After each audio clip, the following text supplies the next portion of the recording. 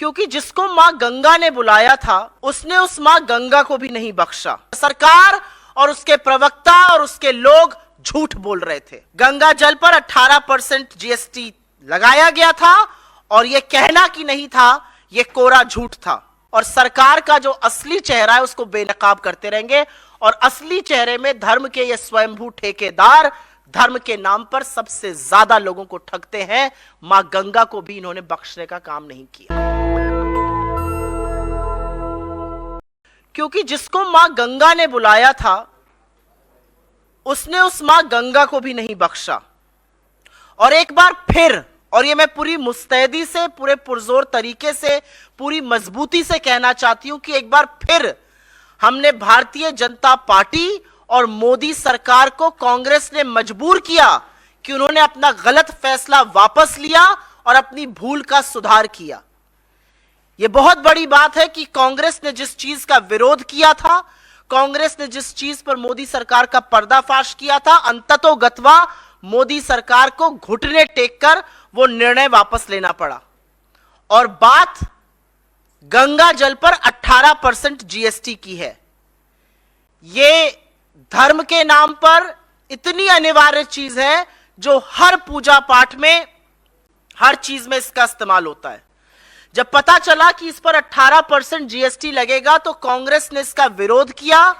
अपने सारे प्लेटफॉर्म से हमने इसका खिलाफत करी, हमारे नेताओं ने खिलाफत करी, हमारे कार्यकर्ताओं ने खिलाफत करी और यहां तक कि कांग्रेस अध्यक्ष ने भी इस मुद्दे को मुस्तैदी से और मजबूत तरीके से उठाया। लेकिन अपने चिर परिचित अंदाज में भाजपा के बददिमाग प्रवक्ता, उनकी ट्रोल आर्मी और उनके फेक न्यूज के जो सरगना हैं, उन्होंने यह साबित करने की कोशिश की कि असल में गंगा जल पर तो जीएसटी है ही नहीं, वो पूजा सामग्री के अंदर आता है।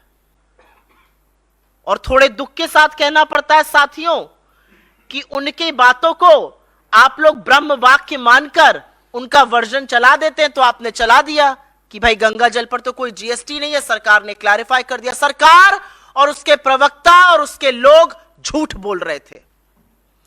गंगा जल पर 18% जीएसटी लगाया गया था और यह कहना कि नहीं था, यह कोरा झूठ था। आपकी जानकारी के लिए बता दूं कि आपके द्वार गंगा जल योजना 2016 में मोदी सरकार ने शुरू की थी। इसका एक उद्देश्य था कि गंगा जल सहूलियत से मिले लोगों को, और दूसरा डाकघर की आमदनी बढ़ाना था। और डाकघर अधिकृत थे कि वो गंगा जल बेच सकते थे और इसीलिए 250 मिलीलीटर की गंगा जल की बोतल 30 रुपए में बिकती। और जब सरकार का निर्णय आया, सरकार ने आदेश दिया, तो वो 30 रुपए की बोतल 35 की हो गई थी। ये मैं जबानी जमा खर्च नहीं कर रही हूं। 2 ऑर्डर, एक 8 अगस्त को ऑर्डर निकला था और एक 3 अक्टूबर को निकला था, जिसमें गंगा जल पर 18% जीएसटी लगाने का आदेश था। और अगर मेरी बात पर आपको यकीन ना हो तो प्रत्यक्षम किम प्रमाणम, ये इंडिया पोस्ट का ट्वीट है। ये सारी चीजें हम आपके साथ साझा करेंगे, क्योंकि सच को दिखाने के लिए ज्यादा मशक्कत नहीं करनी पड़ती है और झूठ जो बोलता है उसको बड़ी मेहनत करनी पड़ती है, फिर भी झूठ ध्वस्त हो जाता है। ये इंडिया पोस्ट की एक ट्वीट है 18 अगस्त की। साफ तौर से कह रहे हैं कि 30% प्लस 18% जीएसटी पर आपको 250 मिलीलीटर की गंगा जल की बोतल मिलेगी। जिस दिन हमारे अध्यक्ष ने यह मामला उठाया और भाजपा के लोगों ने बिना पलक झपकाए आदतन झूठ बोला, उस दिन का इंडिया पोस्ट का यह पे ऑर्डर है। उस पर साफ तौर से अंकित है 30 रुपए की बोतल और 18% जीएसटी।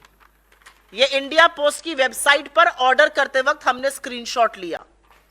तो जब कांग्रेस ने यह मुद्दा मुस्तैदी से उठाया, हमारे अध्यक्ष ने उठाया, हम सब लोगों ने उठाया,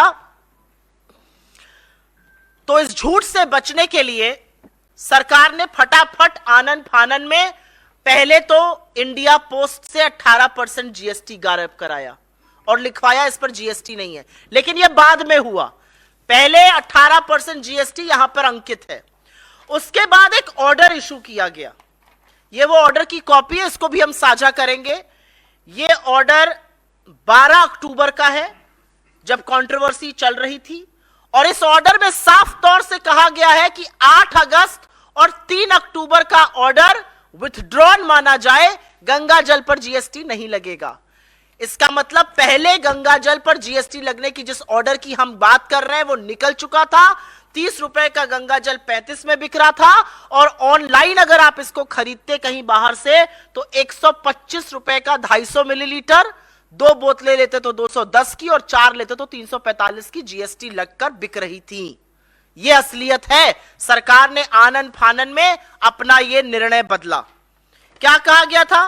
कहा गया था कि यह पूजा की सामग्री है, और पूजा की सामग्री पर तो जीएसटी लगता ही नहीं है। वो भी एक कोरा झूठ है। यह सीबीआईसी जो इनडायरेक्ट टैक्स की वेबसाइट है, जो जीएसटी जिसके अंतर्गत आता है, उसकी वेबसाइट का स्क्रीनशॉट मेरे हाथ में है। इसमें 10 चीजें हैं पूजा की सामग्री में जिस पर जीएसटी नहीं लगता है। यह कल रात की ली हुई प्रिंट आउट है। उसमें रुद्राक्ष की माला है, और आपकी सहूलियत के लिए, जिससे कि लोगों को दिखा हुआ ज्यादा याद रहता है, ये सारी चीजें हम लेकर आए हैं कि पता रहे। क्योंकि गंगा जल पर जब झूठ जो बोल सकता है, मां गंगा के नाम पर जो झूठ बोल सकता है, वो तो हर चीज पर झूठ बोल सकता है। तो ऐसे लोगों को साक्ष्य दिखाना बड़ा जरूरी होता है। रुद्राक्ष की माला पर जीएसटी नहीं है। रुद्राक्ष या तुलसी माला पर जीएसटी नहीं है। पूजा सामग्री में नंबर 1 ये है। उसके बाद यज्ञोपवीत पर, यह आप सब लोग जानते हैं जो पूजा पाठ करते हैं, इस पर जीएसटी नहीं है। बिना ब्रांड के शहद पर जीएसटी नहीं है। आपकी तरफ इसको पता नहीं क्या कहा जाता है, हमारी तरफ इसको कलावा कहा जाता है, रक्षा सूत्र भी कहते हैं, इस पर भी जीएसटी नहीं है। विभूति ज्यादातर साउथ इंडिया में लगाई जाती है, इस पर भी जीएसटी नहीं है। रोली पर जीएसटी नहीं है। चंदन के टीके पर जीएसटी नहीं है। दिए की बाती पर जीएसटी नहीं है। और जो खड़ाऊ लकड़ी का, और यह सिर्फ प्रतीकात्मक है, जो खड़ाऊ लकड़ी का साधु संत पहनते हैं या वो लोग जो पहनते हैं, जो अनुष्ठान करते हैं, इस पर भी जीएसटी नहीं है। बाकी सब चीजों पर जीएसटी इसमें अंकित है। चरणामृत पे जीएसटी नहीं है। अभी तक इसमें गंगा जल का कोई विवरण नहीं आया है। ये मैं वेबसाइट से जीएसटी की लेकर आई हूं। नील जीएसटी इन 10 चीजों पर है जो मैंने आपको दिखा दिया। गंगा जल का इसमें जिक्र नहीं है। तो ये जो झुट्ठे और महाझुट्ठों की फौज है, इनसे जरूर पूछना चाहिए कि जब हमने आपकी पोल खोली तो आपने बोला गंगा जल पर जीएसटी नहीं लगेगा, नहीं तो इस गंगा जल पर भी आप 18% टैक्स लगा रहे थे। अब आप सोचिए कि जो धर्म के स्वयंभू ठेकेदार हैं, वो सबसे ज्यादा धर्म के अनुयायियों को ठगते हैं। क्या है ये गंगा जल? हिंदू धर्म में गर्भधारण से लेकर मृत्यु तक 16 कर्मकांड होते हैं, और उस सब में गंगा जल अनिवार्य है। घर की शुद्धि के लिए, आचमन के लिए। चरणामृत में जब तक गंगा जल नहीं पकता, वो आप देवी देवताओं को चढ़ा ही नहीं सकते हैं। तो इन सब चीजों में गंगा जल अनिवार्य है, और सरकार की प्लानिंग तो ऐसी थी कि इस पर भी टैक्स वसूली करी जा रही थी। इस पर भी 18% टैक्स श्रद्धालुओं से लिया जा रहा था। कांग्रेस ने जब इस मामले को उठाया, इनके सच का पर्दाफाश किया, इनका भांडाफोड़ किया, तब जाकर कहीं पर इन्होंने वो टैक्स हटाया। और मैंने आपको ये सारे तथ्य कागजों के साथ दिखा दिए हैं, अनाउंसमेंट्स के, जीएसटी ऑर्डर के, और फिर कैसे विथड्रॉ किया गया। तो आपके सामने ये तथ्य लाना जरूरी था। थोड़े दुख के साथ ये बात ये भी कहती हूं कि ये इन्वेस्टिगेशन, ये फैक्ट चेक तो आप कुछ साथियों को करना चाहिए था, हम लोगों को करना पड़ रहा है। लेकिन कोई बात नहीं, बहुत सारे लोग हैं जो ऐसा काम नहीं कर रहे हैं। आश्वस्त रहिए, हम ये काम जरूर करते रहेंगे, और सरकार का जो असली चेहरा है उसको बेनकाब करते रहेंगे। और असली चेहरे में धर्म के ये स्वयंभू ठेकेदार धर्म के नाम पर सबसे ज्यादा लोगों को ठगते हैं। मां गंगा को भी इन्होंने बख्शने का काम नहीं किया। नेशनल दस्तक की आपसे गुजारिश है कि अगर इसको बचाना चाहते हैं तो नेशनल दस्तक को सब्सक्राइब करने के लिए रेड कलर के सब्सक्राइब बटन को दबाएं, फिर बेल आइकन की घंटी दबाएं।